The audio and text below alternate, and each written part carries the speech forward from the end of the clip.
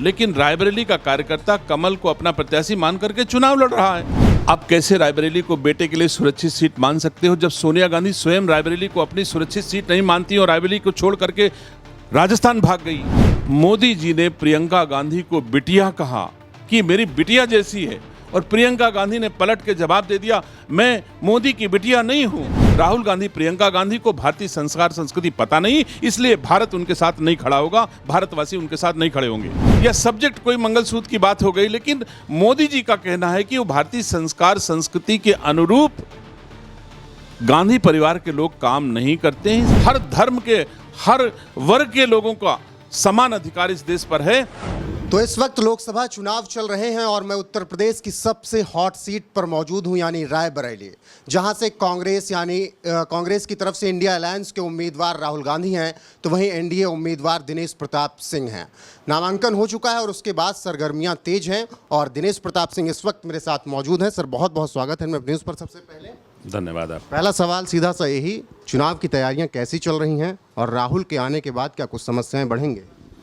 रायबरेली में चुनाव की तैयारियां और इस देश में चुनाव की तैयारियां हमेशा होती रहती हैं। रायबरेली का कार्यकर्ता कमल के फूल को प्रत्याशी मान करके लगातार चुनाव लड़ रहा था।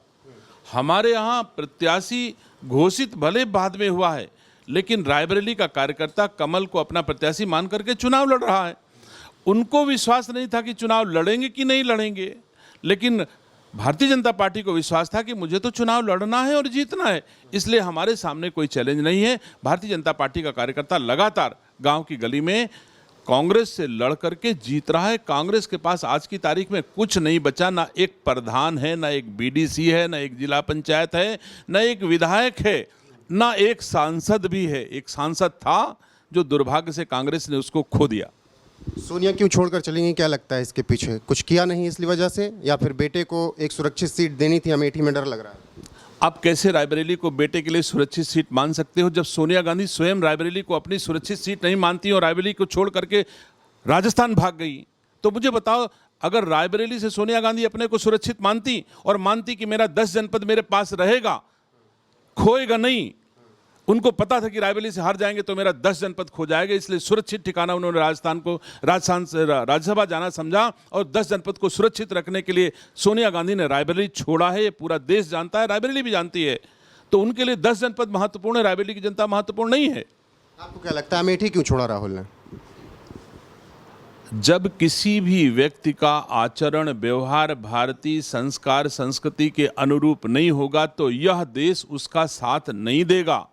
आप अच्छी तरह जानते हैं, एक बार मोदी जी ने प्रियंका गांधी को बिटिया कहा कि मेरी बिटिया जैसी है और प्रियंका गांधी ने पलट के जवाब दे दिया मैं मोदी की बिटिया नहीं हूं, मैं राजीव गांधी की बिटिया हूं। मुझे बताओ, क्या मोदी जी को नहीं पता था कि वो राजीव गांधी की बिटिया नहीं है? वो जानते थे, लेकिन हमारी भारतीय संस्कार संस्कृति कहती है किसी की बेटी को बेटी के रूप में देखना, समझना, बोलना, ये हमारी भारतीय संस्कार संस्कृति है। राहुल गांधी प्रियंका गांधी को भारतीय संस्कार संस्कृति पता नहीं, इसलिए भारत उनके साथ नहीं खड़ा होगा, भारतवासी उनके साथ नहीं खड़े होंगे। कुछ चुनावी मुद्दे हैं, इंडिया अलायंस की तरफ से लगातार कहा जा रहा है कि बीजेपी से राजपूत नाराज हैं, आप भी उसी समाज से आते हैं, क्या लगता है वाकई है सर? आज की तारीख में पहली पंक्ति में राजपूत खड़ा होकर के भारतीय जनता पार्टी के साथ कंधे से कंधा मिलाकर खड़ा है, ये इतिहास साक्षी है। कभी राजपूत ने पीठ नहीं दिखाई है और किसी भी दशा में उत्तर प्रदेश की 80 की 80 सीटें जीतेगी और राजपूत भारतीय जनता पार्टी के साथ खड़ा रहेगा। आखिरी सवाल, आपकी तरफ से कहा जा रहा है लगातार कि अगर इंडिया अलायंस आती है सरकार में, प्रधानमंत्री नरेंद्र मोदी का बयान आ रहा है, तो देश की महिलाओं के मंगलसूत्र तक सुरक्षित नहीं रहेंगे। दूसरा, देश के संसाधनों पर पहले हक की बात पीएम मोदी करते हैं। इन दोनों सवालों पर आपकी राय क्या है? अब जो हमारे देश के प्रधानमंत्री जी ने कहा है, हम छोटे से कार्यकर्ता वो उसको कानून मानते हैं, लेकिन केवल लोगों ने मंगलसूत्र कहा है। ये तो भारतीय संस्कार संस्कृति की बात उन्होंने कहा, इंटरप्रिटेशन या सब्जेक्ट कोई मंगलसूत्र की बात हो गई, लेकिन मोदी जी का कहना है कि वो भारतीय संस्कार संस्कृति के अनुरूप गांधी परिवार के लोग काम नहीं करते हैं, इसलिए भारत की जनता उनके साथ नहीं है। मोदी जी भारतीय संस्कार संस्कृति के रूप काम करते हैं, इसलिए मोदी जी के साथ और भारतीय जनता पार्टी के साथ भारत की जनता है। उसका जवाब देश के संसाधनों पर पहला। देश के संसाधनों पर जब से देश के प्रधानमंत्री जी आए हैं, एक लाइन में पहले बोल गए कि सबका साथ सबका विकास। तो देश के संसाधनों पर सबका जितना हक, हर देशवासी का, हर धर्म के, हर वर्ग के लोगों का समान अधिकार इस देश पर है, वो हमारे देश के प्रधानमंत्री जी का कथन है।